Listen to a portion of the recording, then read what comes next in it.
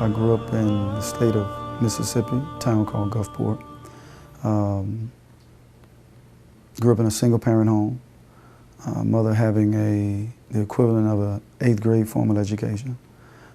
Never knew my father. I had 2 brothers, one older, 3 years older, by the name of David. Younger brother by the name of Umar, 7 years younger. The ball whips the outlet to Ellis. Mahmoud again. Up at the top for 3. Yes! He's 5 out of 5 in this first period of play. Unbelievable. Christianity was very pivotal. My mother wasn't necessarily overtly religious, but more so my grandmother, my aunts, my uncles, and we spent a lot of time, whether it was being taught Christianity in homes or going to sanctified churches. And a lot of what we were taught primarily dealt with fearing God. And so at an early age, you had an awareness that you are going to be accountable for what you do. And prayer was big in my family. So it definitely molded and shaped my view of, to an extent, God and religion and how important it was.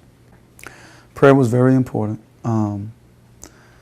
because we're all in need of God's guidance. And at an early age, when you're younger, you usually pray more for yourself. Please, God, give me this, give me that. And we were taught that pray more for others, and there's a chance maybe that God will bless you more. And so I began to do that a lot. But prayed all the time, but more importantly also, the importance of not just praying and asking God for something that you're not willing to work toward. And so it was very important to pray, and as you pray, you move towards your prayers, you have a better chance of being answered. My being introduced to Islam, it was bits and pieces now that I look back over the years.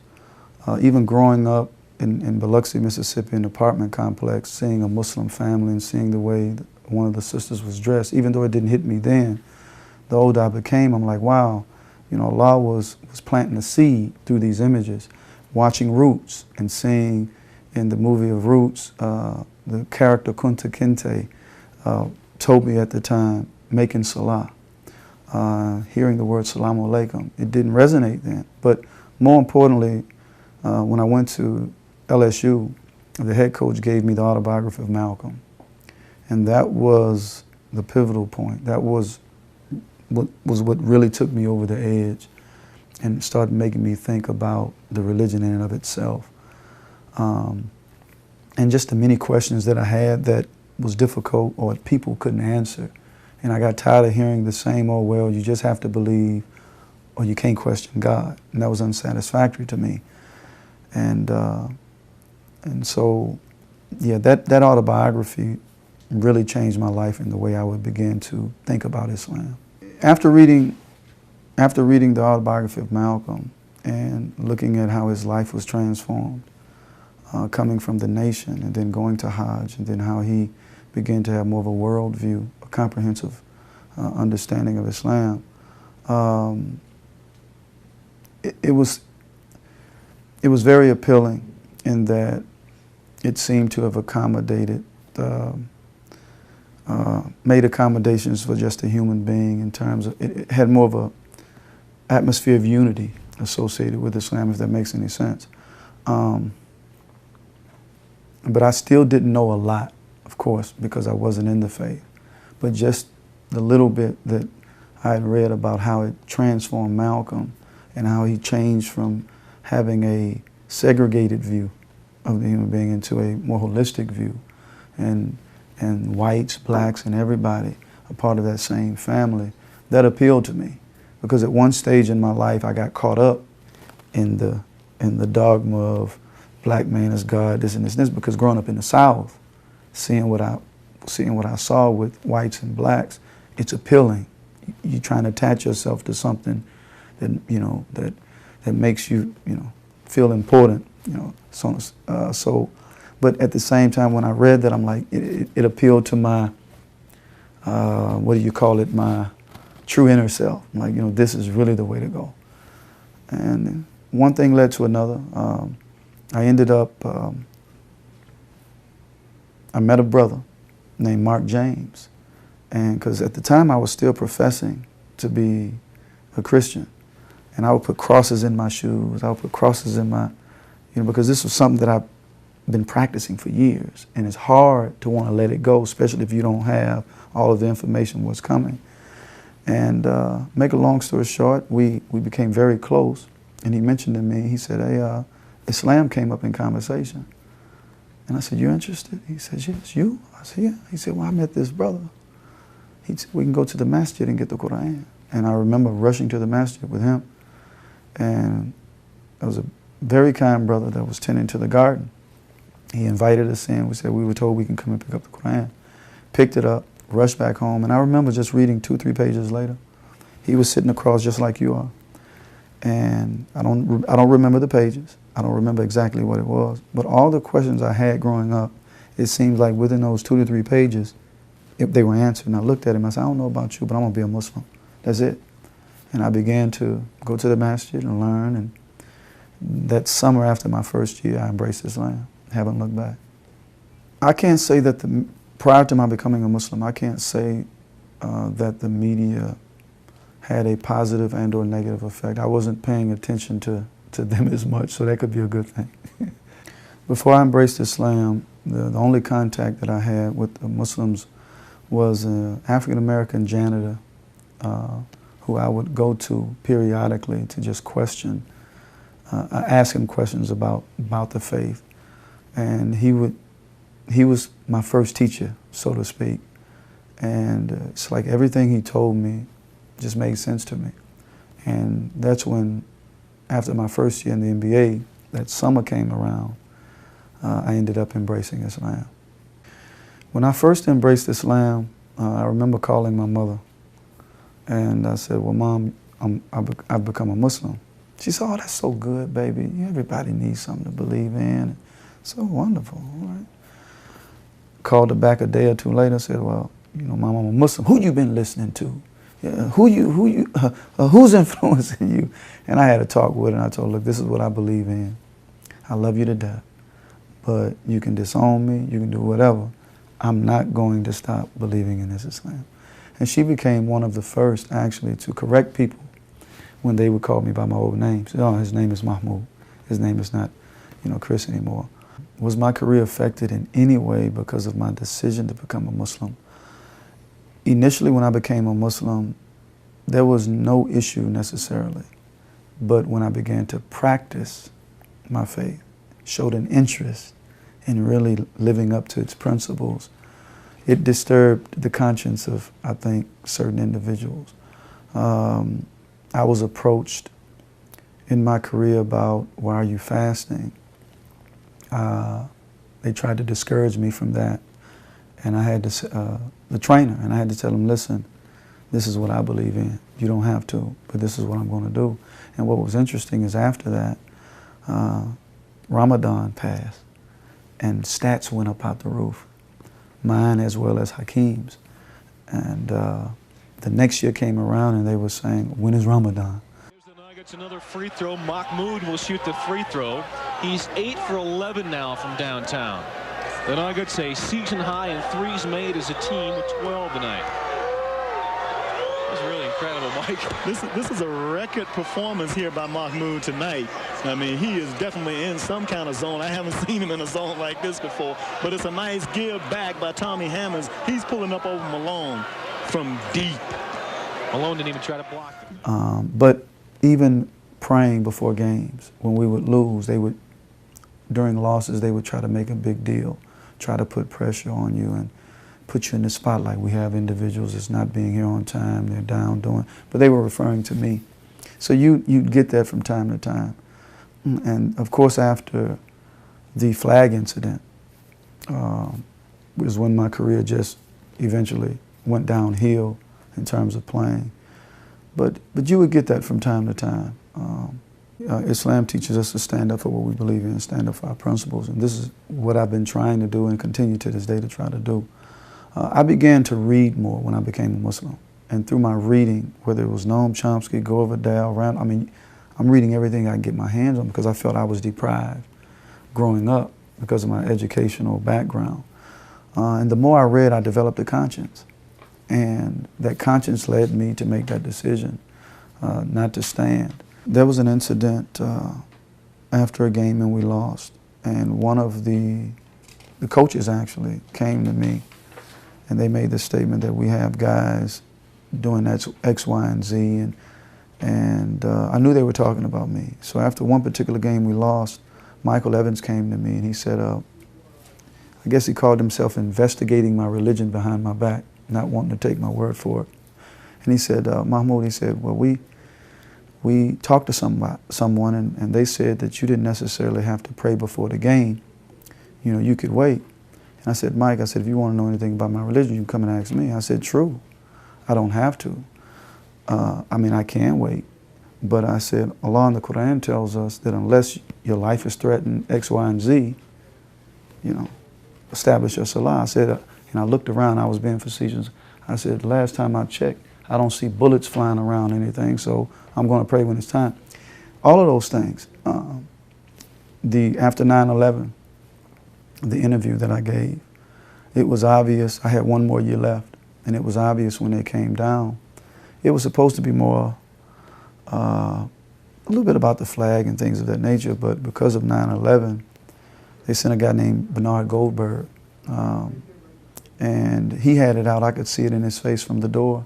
And the first question he asked me, usually reporters will warm you up. He said, well, how's the family, da, da, da, da. And he sat down and he looked at me. He said, so do you think bin Laden did it? And I kind of giggled. And then I wasn't in the mood to be diplomatic. And I just spoke my conscience. And that's really what killed the deal for me in my career. When they see that you have that, I guess, that passion to stand up for what you believe in. And so my upbringing, I was always taught from my mother and from my grandmother and people like that just humility in and of itself will take you further than being arrogant. And this life is very transient, it's temporary. And we're all going to leave it. Like one old guy told me, he said, none of us are going to make it out of here alive. So I'm in no position to be arrogant or cocky. And so I'm always trying to be humble as much as possible. My introduction to the Ahlul Bayt came from a brother named Hashim Alauddin and Wali. I was on a road trip in Portland. And when I came into Islam, I didn't know anything about the whole quote-unquote differences. Been meeting a lot of beautiful people, and they happened to have been in the hotel lobby. Assalamu alaikum, because that happened to me a lot when I would travel, which helped me to stay grounded throughout my career. And customarily, I would invite them either to eat or come up to the room. But that night, I invited them to the room. We had a game the next day, and we got into just a long conversation. And we immediately connected.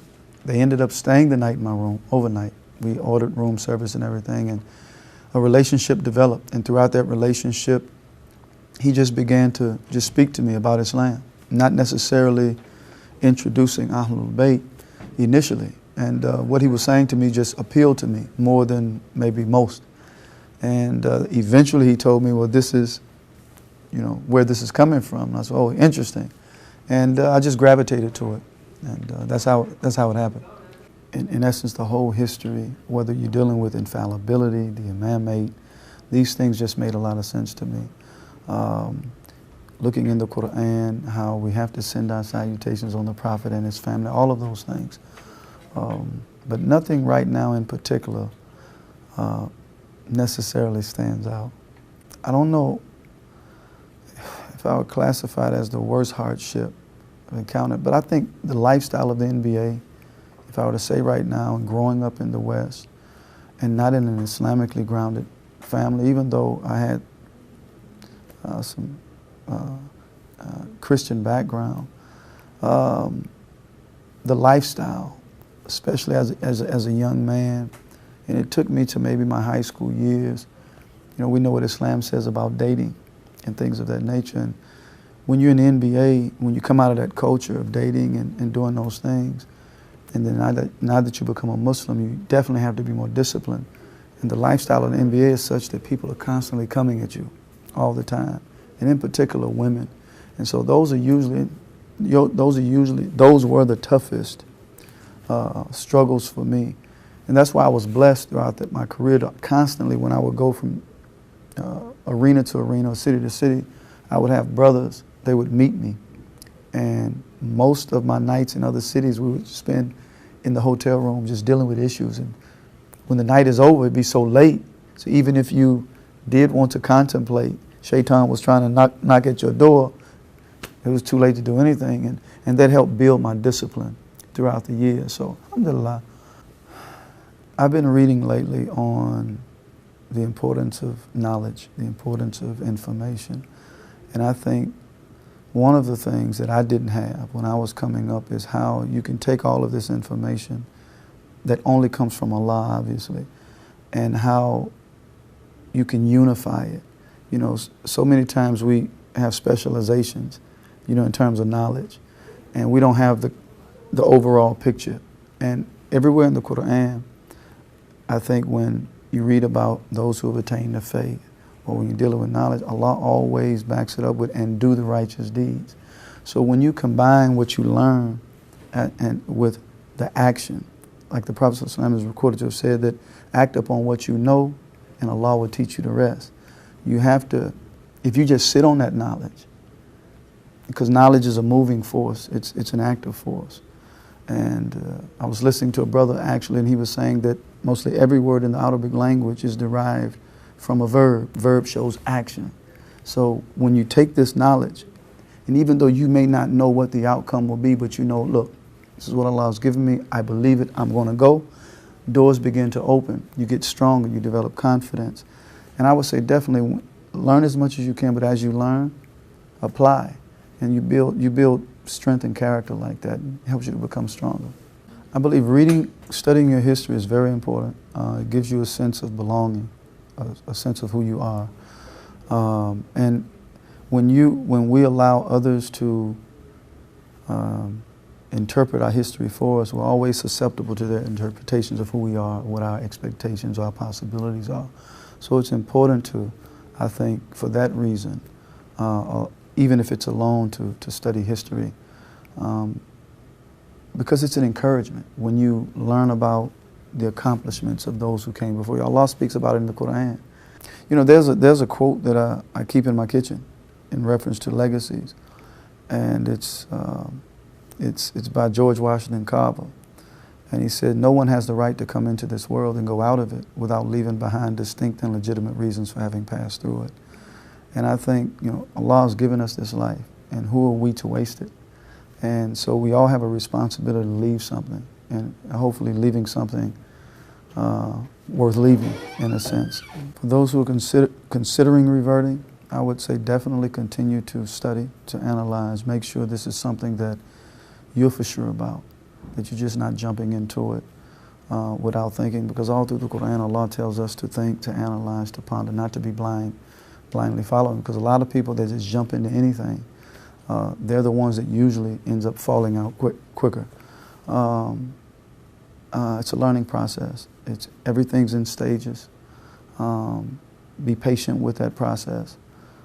Be sincere about it. And I believe that if you're sincere about your efforts to want to know Allah, then He'll increase that awareness, and you'll reach to where you want to be. And it'll be consistent. But be patient with it. But for me, it's no amount of fame, no amount of fortune. This is the best decision that I've ever made in my life. And the most important decision, because I tell people all the time, choosing a faith or how you think about Allah is an issue of life and death. This is nothing to take lightly.